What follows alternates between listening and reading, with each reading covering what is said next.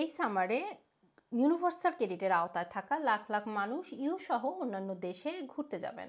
তবে বেনিফিটের আওতায় থাকা এসব মানুষকে ট্রাভেলের ক্ষেত্রে সতর্ক থাকতে হবে। আপনার যদি বিদেশ ভ্রমণের পরিকল্পনা থাকে তবে অবশ্যই ডিডব্লিউপি কে অবহিত করতে হবে বিষয়টিকে। কেউ এই নিয়ম না মানলে তাকে জরিমানা করা হবে, বেনিফিট কমিয়ে দেওয়া কিংবা আদালতের মুখোমুখি করা হতে পারে। সরকারি নির্দেশিকা অনুসারে যদি আপনি যে কোনো সময়ের জন্য গ্রেট ব্রিটেনের বাইরে যান তাহলে আপনাকে ডিপার্টমেন্ট ফর ওয়ার্ক অ্যান্ড পেনশনকে জানাতে হবে। আপনি যদি বিদেশ ভ্রমণ করেন তবে আপনি 1 মাস পর্যন্ত ইউনিভার্সাল ক্রেডিট পেমেন্ট পেতে পারেন। এক্ষেত্রে আপনাকে আপনার ভ্রমণ পরিকল্পনা সম্পর্কে ওয়ার্ক কোচকে জানাতে হবে। এতে আপনি ট্রাভেলের পুরো সময় বেনিফিটের আওতায় থাকবেন। এছাড়া বিশেষ কিছু ক্ষেত্রে আপনি বৈধভাবে 1 মাসের বেশি থাকতে পারবেন।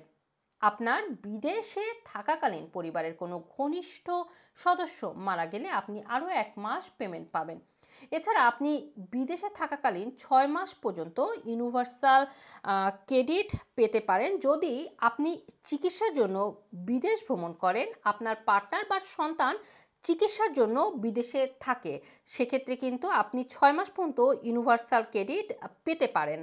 আপনার পার্টনার বা সন্তানের চিকিৎসার জন্য কিন্তু এই বিষয়টির কথা বলা হচ্ছে। এছাড়া বিশেষজ্ঞরা বলছেন বিদেশ ভ্রমণ অবস্থায় আপনার পরিস্থিতির যে কোনো পরিবর্তনের সঠিক সময় জানানো কিন্তু খুবই গুরুত্বপূর্ণ।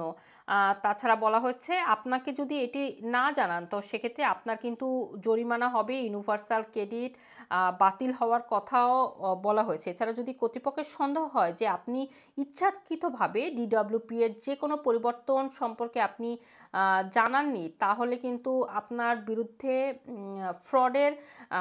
ফ্রড সম্পর্কেও বলা হচ্ছে। এখানে বলা হচ্ছে যদি কর্তৃপক্ষের সন্দেহ হয় যে আপনি ইচ্ছাকৃতভাবে ডিডব্লিউপি কে কোনো পরিবর্তন সম্পর্কে জানাননি তাহলে তারা আপনার বিরুদ্ধে বেনিফিট ফ্রডের তদন্ত শুরু করতে পারে।